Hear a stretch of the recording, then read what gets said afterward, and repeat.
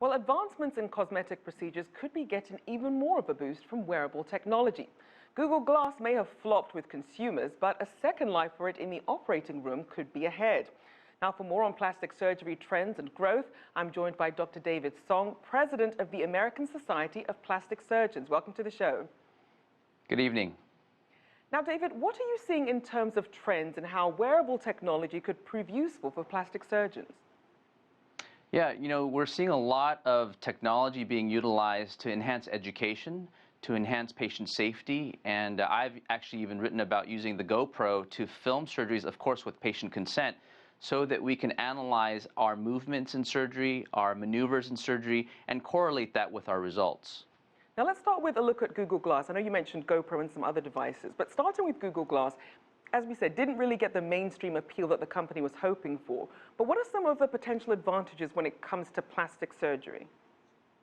Well, I think Google Glass gives you that immediate real-time image sharing. The issues with Google Glass that I've actually tried it as well is the fidelity of what we're seeing is not quite to what we'd like to see in plastic surgery. So for things like extending a patient's surgeon's expertise or perhaps another specialist expertise to the emergency room, things like that, I think it works well.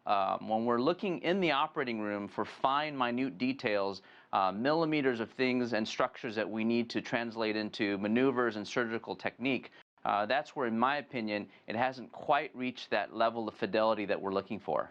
Now, you mentioned training. So beyond the surgery itself, as you mentioned, there are plenty of other uses for this information that some of these gadgets can collect. You mentioned a teaching tool. What are some other uses that you find valuable outside of the surgical room?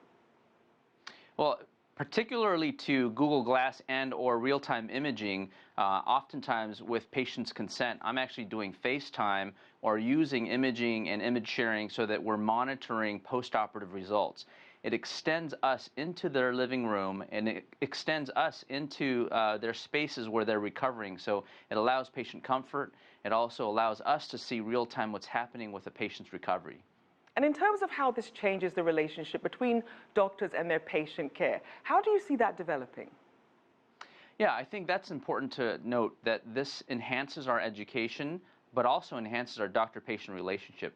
Patients can get a hold of me and we can share real-time images and recovery progress wherever I am in the world and wherever they are in the world. And that's an important aspect of being able to be there for the patient at all times. And you mentioned that in using the GoPro, as you said earlier, that you made sure that you got the patient's consent. When it comes to things like privacy as this technology develops, how much of a challenge do you think that's going to be? And is that really the main concern that you come across when it comes to patients and technology? Well, there's a whole host of issues that we have to think about. First and foremost is patient safety. Are these images something that we have to rely on, or are they an adjunct to what we do in patient care? At this moment in time, it's an adjunct because we still want to examine the patient, we still want to touch and feel what's going on. Secondly, privacy concerns are real, and we want to make sure that the patients are protected, and that's of utmost importance to me and my colleagues as the president of the American Society of Plastic Surgeons. So this has to go both ways, and informed consent has to be there, and an utmost protection of that privacy is something that's sacred to us in the doctor-patient relationship. Now, David, looking ahead, as you look at the growth in the sorts of procedures that we're seeing, the changing technology, and even the role of social media and how we view ourselves, how do you see that changing the industry in the next, say, 5 to 10 years? Yeah, that's a great question. We're seeing an explosion of social media. In fact, I also tweet about what our policies are. It's a double-edged sword because it's important to get the word out, and it's important to get out the word of safety and that the fact that these are real surgeries. However, sometimes it's disingenuous when surgeons will post immediate results because we want to see safety, we want to see long-term sustainable results that lend to quality, and that's what we stand for as members of the American Society of Plastic Surgeons. So it's important for us to share results with our patients that are long-term results, not necessarily immediate results. So I think that's the distinction that we need to make, and we have to make sure that that's protected, and that stands for quality and protection of our patients. And just lastly, David, as you mentioned the ASPS, it says on your website that plastic surgery is about more than just enhancing aesthetics, it's about rebuilding lives.